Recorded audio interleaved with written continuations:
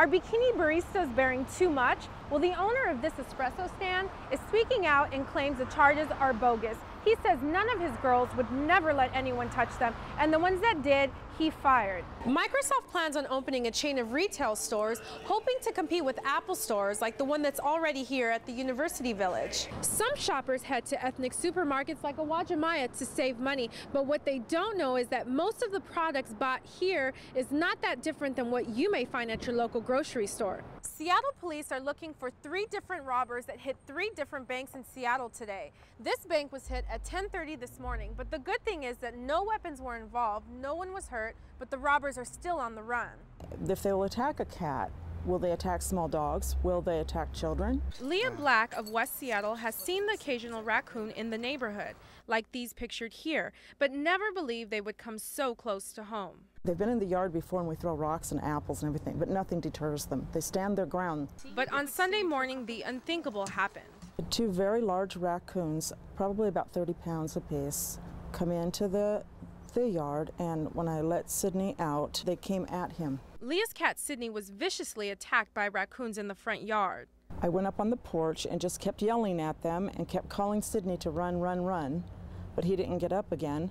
And then the other one picked Sydney up by the neck and started shaking him. Leah did all she could to try and save Sydney, but it was too late. I was yelling at them again to get out, and I hit one with my cane, and he turned around and made a horrible hissing sound, but he didn't do anything. No, Sydney's not in there, sweetheart. I put a little piece of his fur on top of his grave. Leah and her son buried Sydney in the backyard the next day. He was the most important companion I have.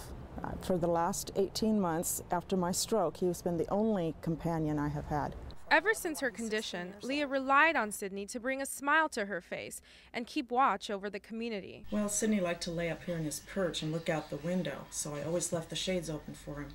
He liked to see what was going on in the neighborhood. He was like my little Gladys Kravitz. Leah believes that the raccoons are still living under the house, but despite what happened to Sydney, she doesn't wish harm on these wild animals. We want to make it as unpleasant and unwelcoming for them as possible without hurting them. Here's how the new hot lanes will work. If you want to get over into the carpool lane without anyone else in your car, you can. You'll just have to pay for the privilege. To have this option, get a good to go sticker and place it in your windshield. A sensor will scan your car and charge your account. The toll rate can go as high as $9, and when it reaches that and it sees it needs to go higher, it'll switch over to HOV only. Another warning, you can no longer get in and out of the HOV lane at any time. It's illegal to cross over the double lines. So you need to find an access point. That's where the lanes are staggered. There will be several access points where you can get in and out of the hot lanes. Southbound there are 4. Northbound there are 6. They're located in between exits, but plan ahead to make sure you know what point you'll need to move out of the lane so you don't miss your exit. We want drivers to get used to that because it's important from a safety aspect. We want people to know where to expect cars getting in and out, and if they're crossing illegally, then that's going to just disrupt traffic and make things worse. You're only meant to be charged if you're alone in the vehicle. If you pick up a friend, make sure you grab one of these plates. You'll want to put it right here over your good to go sticker. That means the sensors won't pick it up and you won't get charged. If you're commuting by yourself and are staying in the right 2 lanes, nothing about your commute will change.